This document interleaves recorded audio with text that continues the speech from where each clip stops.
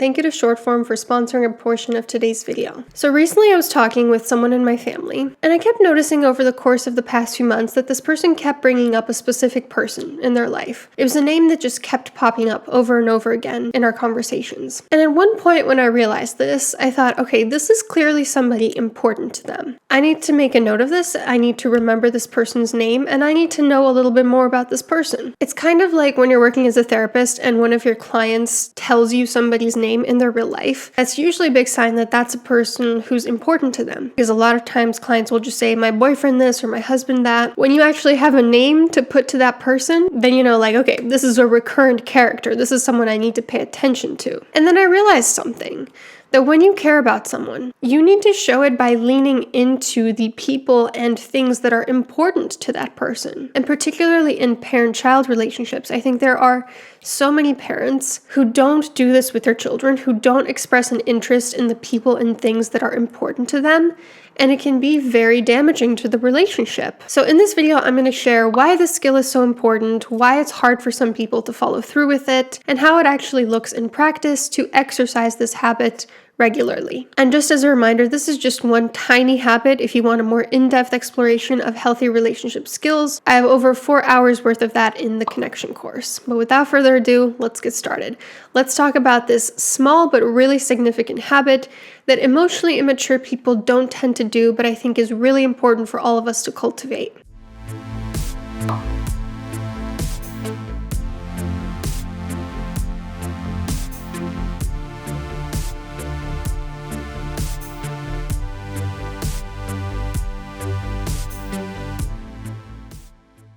So a common pitfall that I see, particularly among emotionally immature parents, is a child, and this could be an adult child as well, expresses an interest that the parent doesn't share or forms a friendship with someone who's new to the parent, and the parent feels threatened by the fact that that child's new interest doesn't involve them. For example, you might have an adult son telling his mom about a coworker that he's gotten closer with, and his mom could just respond, "Who is this Lauren person anyway? I've never heard of her. Are you sure you want to trust her?" Or, "What do you mean you can't see me on Sunday? You're seeing Lauren again? Didn't you just go to her house last week?" Or let's say it's a 10-year-old son who begins to develop an interest in figure skating, and his dad would prefer that he were into more masculine sports. He would prefer that it would be more like hockey. So he might discourage his son's hobby, might make fun of him for it, shame him for it, or just let it drive a rift between them. Or you might have an adult daughter who gets married, and her parents might feel threatened by the fact that she's developing a good relationship with her in-laws, that they're spending more time together, so they might resort to things like triangulation, gossip, playing the victim. It doesn't even need to necessarily be between a parent and child. For instance, let's say that you like to hang out with Ellen because she shares your love for reality TV, but Ellen has been watching a lot more horror recently, and she's been hanging out with people who also like to watch horror. So you start making snide comments about how you think horror is stupid and it's for people who have issues. You start to feel threatened by her friends who do like horror. You start to judge her. You start to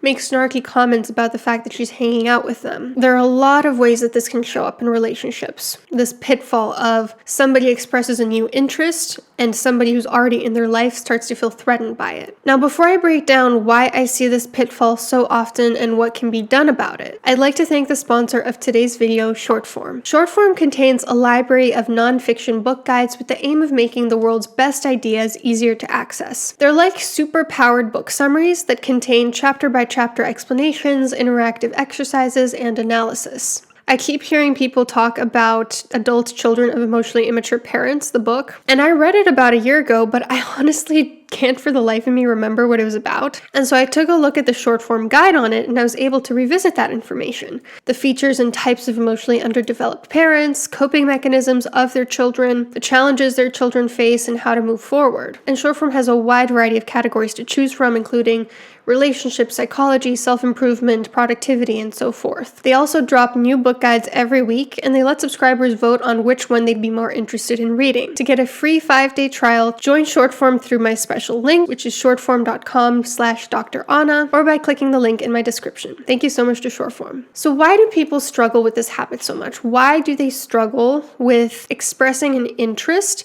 in the things that are important to their loved ones? I think a lot of it comes from poor self-other differentiation. This inability to understand that other people think differently from you, like different things, and ultimately are different people. And on that note, particularly with narcissism, if you see the other person, particularly your child, as an extension of yourself, you don't understand that they're their own person. And so when you're faced with information that this child actually is a different person than you, who has their own interests, that can feel very threatening. That can feel like your whole worldview is collapsing. Another reason why this can be hard for people is jealousy, the fear of somebody or something taking away your loved one. And this type of reaction is normal if you actually have evidence that somebody is being taken away from you, but it can also be particularly heightened in people who have attachment-related traumas and maybe have lost people in the past and are scared of it happening again. Like if your friend is no longer hanging out with you because they're hanging out with their new friends, it could feel like you're losing your friend. Or if your child develops an interest in something that you really don't like, you might not have as many bonding opportunities with them. Or if your romantic partner starts to develop an interest in something that you have no idea about, you might worry that it's going to make you drift in separate directions until eventually you're living separate lives. Often this is a pitfall that comes up when somebody in our life expresses a new interest or relationship. Because up until then, maybe we had shared interests or a shared social group. But when someone or something new comes into the picture, it threatens to drive a wedge between the two of you. So in friendship, your friend could start to hang out more with their other friends. In terms of family, your child could develop interests that you don't enjoy, making it more challenging to bond with them. Or they could start spending the holidays with the in-laws, making you feel a little bit replaceable. Or in love, your partner could start to develop an interest in someone or something that takes away from your connection. But this really highlights the importance of growing together with the people that we care about. If your son likes to play with Legos and you'd prefer to play with dolls with him, it is your responsibility as a parent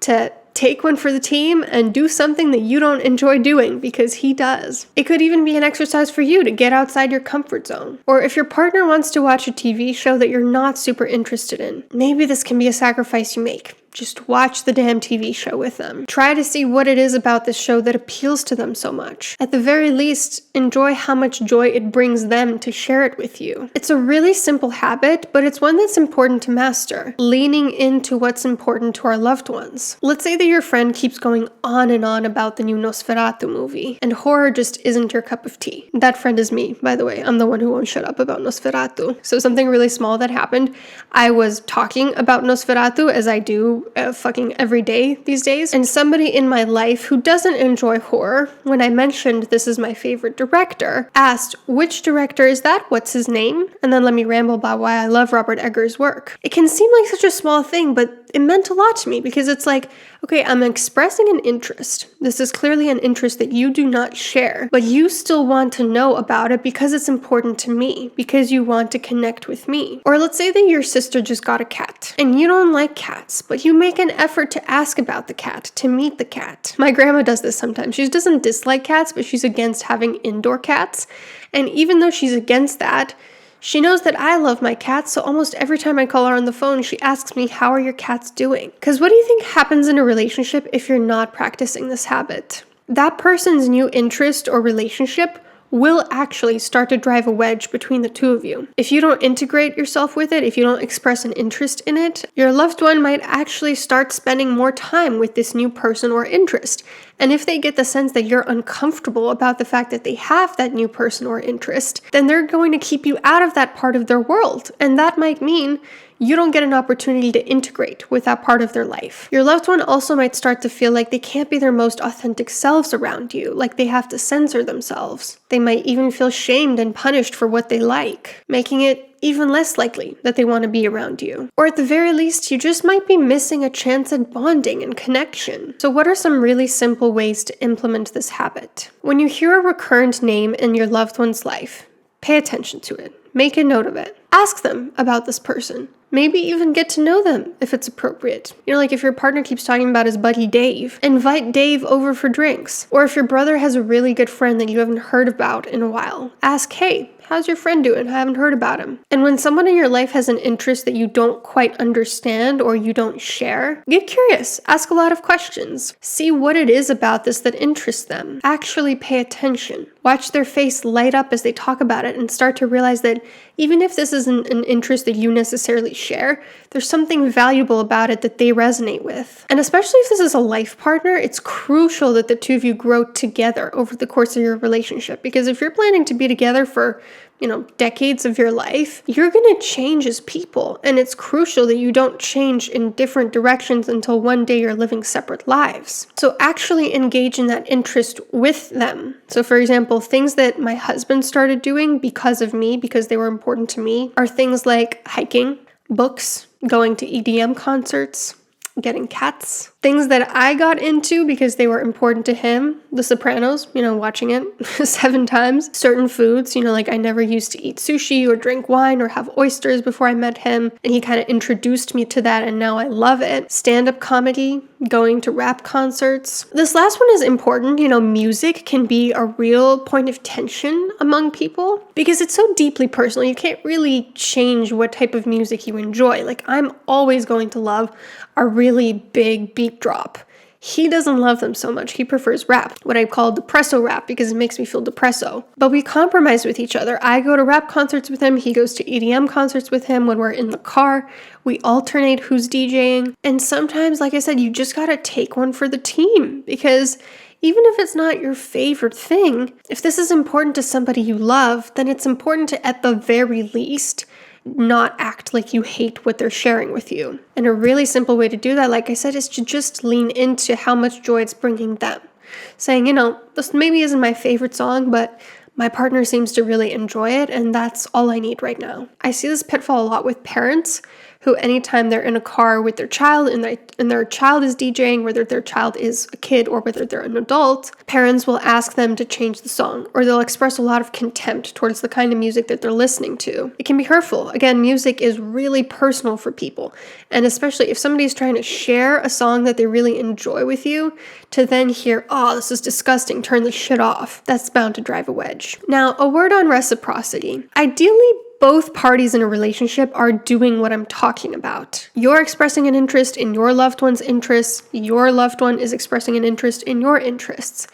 If it starts to feel one direction, where you're always asking the other person about what's important to them, and you're not seeing really any sort of effort for them to do the same, that might be something you want to pay attention to. It could be a sign of emotional immaturity, and it could present other types of issues later on if it hasn't already. But also on the other side, try to be mindful not to be boring people too much with very niche interests, because sometimes people are trying very hard to practice this and they're trying to express an interest in what you're interested in, but there are going to be some cues that maybe they're not super interested in it. So don't take advantage of people who practice this habit, and don't go too deep into really niche interests that person clearly doesn't care about. And I realize this is hard, especially with neurodivergence, for instance, but it's also important to be mindful of so that we're sensitive, so that that's not causing a strain on the relationship.